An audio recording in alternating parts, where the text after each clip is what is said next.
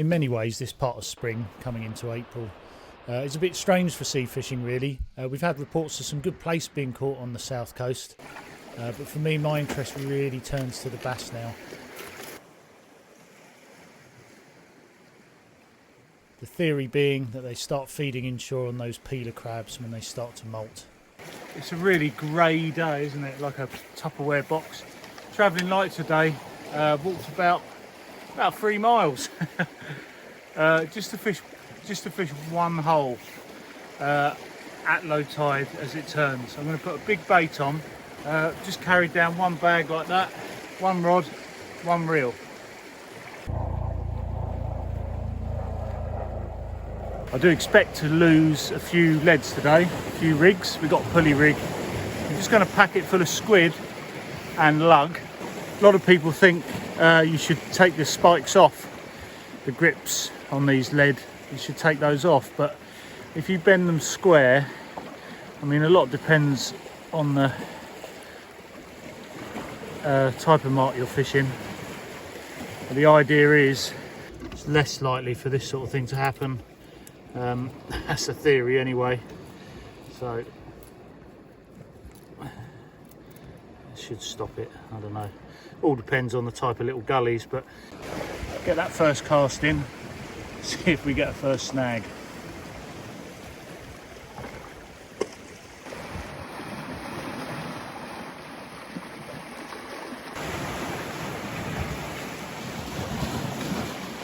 On calm days like this is where the immigrants make their crossings. They come across the channel when it's flat calm, and they get given the GPS, and the GPS points are quite well known to us locals. But imagine that, I mean they come across probably what's one of the busiest shipping channels in the world, and then they end up landing on a beach like this. I think I counted 40, I've seen 40 last year and the year before. That's a hell of a journey to do in a little rib, isn't it?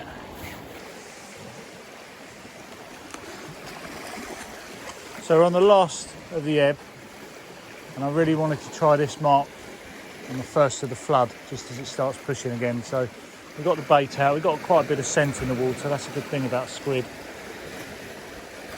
I don't expect the bites to be coming fast and furious. You're looking at a fish every other session here really, if they are here. Not even a tap of spider crabs.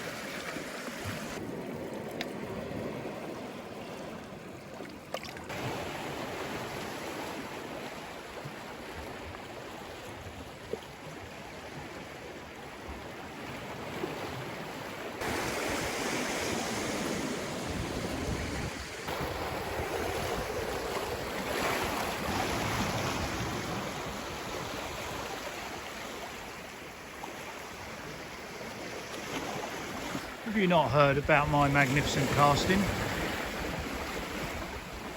Oh, it's lucky I've dropped it short.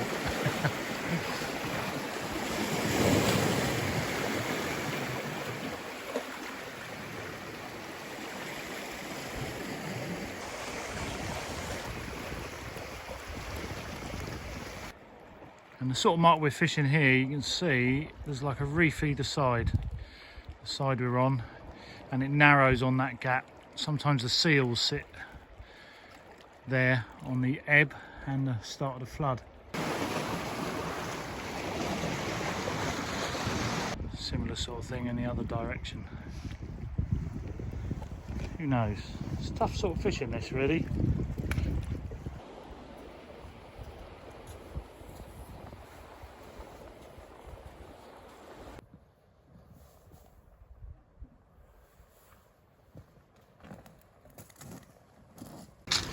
Okay, change of plan. Nothing there. Not much is being caught anywhere along this south coast, so just going to come back to very close to another venue in Eastbourne. There's no real sign of the place, although it's quite bright. Go, bit of vlogging style for you. 2 fixed spool reels today. We're using braid on both of those. The Rex tail rod there has got the Penn Surf Blaster, it's the 8000, And then the slightly better reel, I think, I've just been talking to Tony Clearage over in Tony's Tackle, and this one here, and actually this Sonic I think is a lot better. It's a lot smoother, slightly better cast as well. Flies, absolutely flies with the braid. And then that Sonic is attached to what is now soon becoming obsolete, I think, the tipless wonder, which is the Daiwa HPB rod. So we cast them both out a reasonable distance, one on the left there. We're hoping to pick up a place or flounder on that. That's on the Cascade rig with lug and tip with a bit of squid. And then the one on the right, I always want a bass, so that one's out on a pulley rig a little bit closer in. Not because I wanted it closer in, just because I can't cast too far with that stupid rod. There you go, and these are the conditions.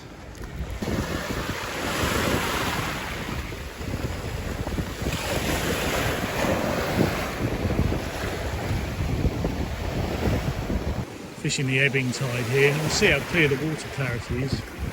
You could lure fish here, but as I keep saying, as much as I want a bass and as much as I love lure fishing, I tend to be feeding on stuff on the bottom this time of year. Although the water temperature's rising, you never know.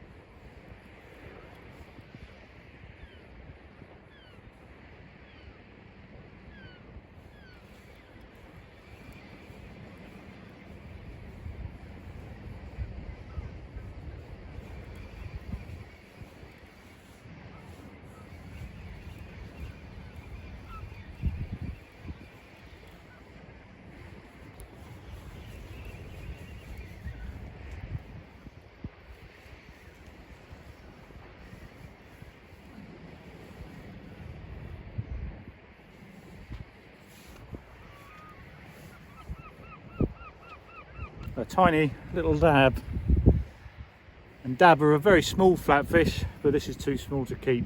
I'll put this one back.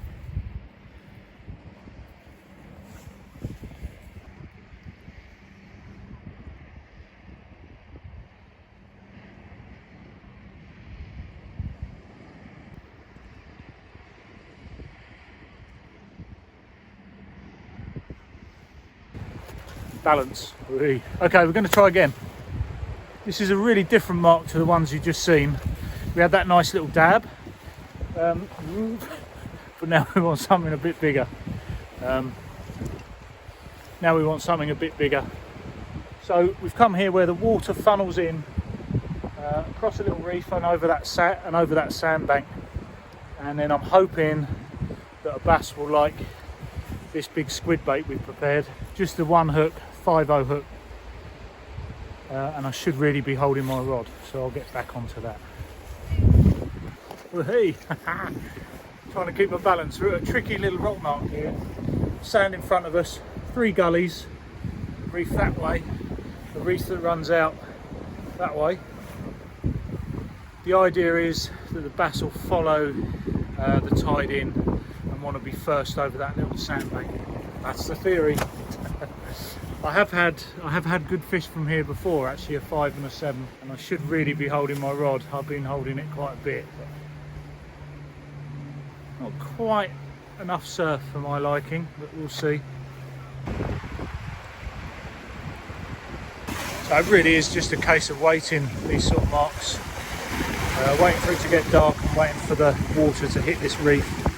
If you see down the bottom there, the idea is that smashes into the reef, dislodges all the crabs, and the bass come and take the pickings. Well, we've only got squid today. I'm not feeling particularly confident. I love a big juicy peeler. And really it's just a case of looking at that rod tip seeing the difference between a wave pushing down on that braid and the rattle or the pull of a big bass. It's a waiting game, I keep saying it, but when they hit, they hit. Do subscribe, there are better days ahead, but I wanted to give a little sort of insight into the reality sometimes of what fishing's like here in Sussex. Ooh, kayak friends. Ooh.